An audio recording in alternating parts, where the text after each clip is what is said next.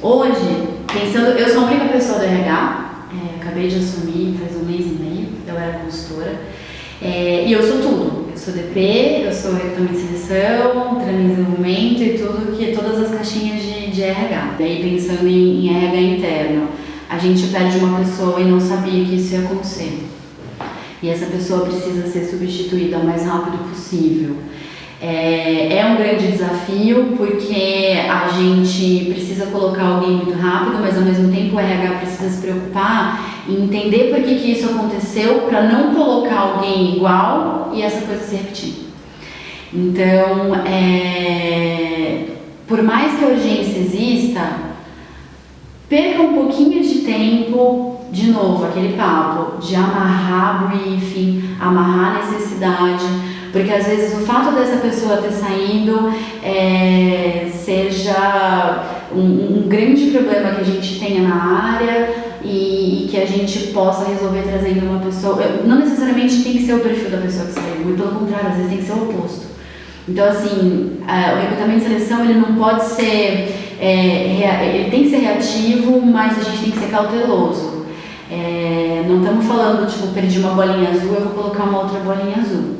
Então a gente sempre tem que tomar muito cuidado antes de começar a trabalhar uma vaga, porque uma contratação é um processo complicado, envolve adaptação, a pessoa ao longo do processo seletivo ela foi avaliada por N pessoas, mas na hora que ela começa, por um motivo ou outro, as coisas podem mudar muito. Então, perder um pouquinho mais de tempo em pegar briefing, entender motivo de saída, entender motivo de abertura de vaga, entender a equipe que vai receber essa pessoa, é fundamental para você ter um processo seletivo de sucesso. Por mais que todo mundo fale, eu preciso dessa pessoa para ontem, é muito melhor a gente conversar tanto com o nosso cliente interno quanto com o nosso cliente externo e falar, olha, eu vou ser o mais rápido possível, mas pensa que, às vezes, com muita agilidade, a gente possa te causar um problema lá na frente, de uma pessoa que não se encaixa, que não vai se adaptar. Às vezes, alguns dias a mais fazem diferença, alguns dias a mais entendendo um pouco melhor a demanda, já te economiza uma pessoa que vai ficar 6 meses ou uma pessoa que vai ficar 5 anos na empresa. Então, o grande segredo é esse, comunicação eficaz, amarrar todas as etapas, não deixar nenhuma ponta solta. Às vezes, ao longo do processo, você vai descobrindo coisas também, vai tendo que amarrar, alinhar a expectativa, tanto do cliente quanto do candidato.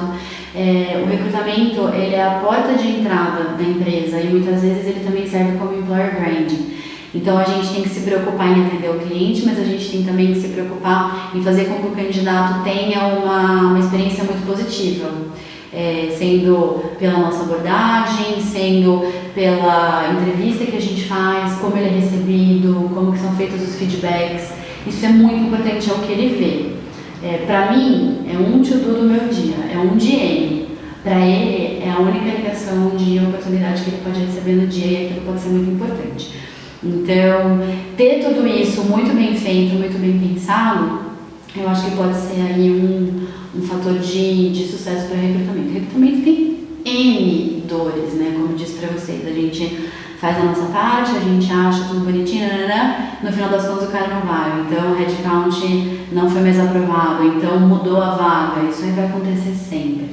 Mas o ideal é sempre a gente se comunicar para não ficar patinando. Sempre deixar o processo de recrutamento e seleção mais eficiente possível.